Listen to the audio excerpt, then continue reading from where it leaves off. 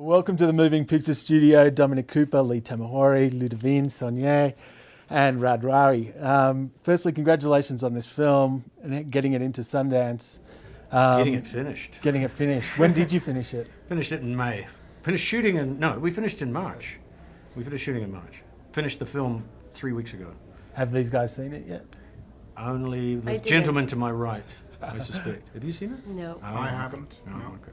It seemed like it was a huge investment of your time, Dominic, in terms of having to tackle two characters. Was that the part of the challenge that appealed to you most about this project? Yeah, absolutely. It was a script like I'd never read before, and the fact that you're playing opposite yourself in many of the scenes was going to be extremely difficult, and I wanted to be assured and to know that the person that I'd be working with, which was Lee, when we met together to talk through it and discuss it, I knew that there needed to be such a difference between the two of them. It mustn't get no grey areas. They must be very separate, and that was absolutely the thing that appealed to me. Yeah.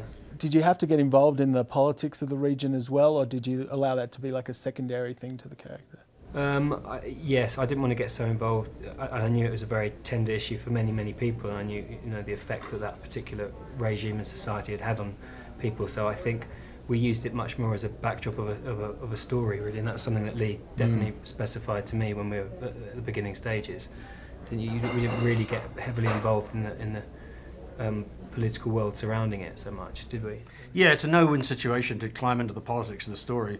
Even I didn't, even though I'm personally kind of obsessed with the politics of kind of dictatorial regimes, and that's one of the attractions of the story to me. I didn't want everyone else or even myself to get drawn into it because it's a very contentious story, and there's no winners out of a story like that.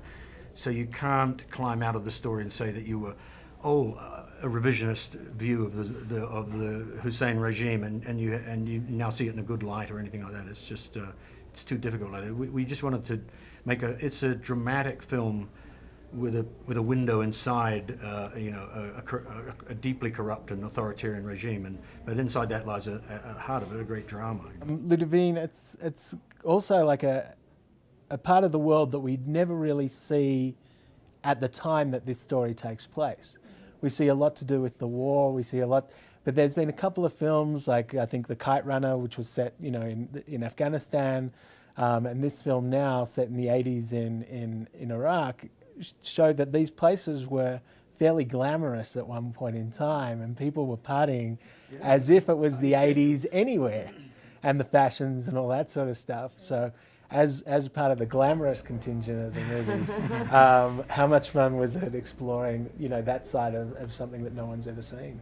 Well, it's true that it was very stunning because the idea that we have about Iraq, unfortunately now it's a devastated place, ruined by the war, and having this image of a country living almost a normal life and having fun and going to parties and women not having the veil or whatsoever physical restraint or it was very special, and I must say that it was in those days Baghdad was more like Babylon. Really. It was a bit more crazy, huh? It was a strangely liberated place in the 80s and even into the 90s after Gulf One, between Gulf Two. That's what he did. He kind of liberated a lot of aspects except personal freedoms and anything else. You tried to cross him. If you tried to cross him, you'll wipe out your whole family. But otherwise, you can go and nightclub all you like. Yeah.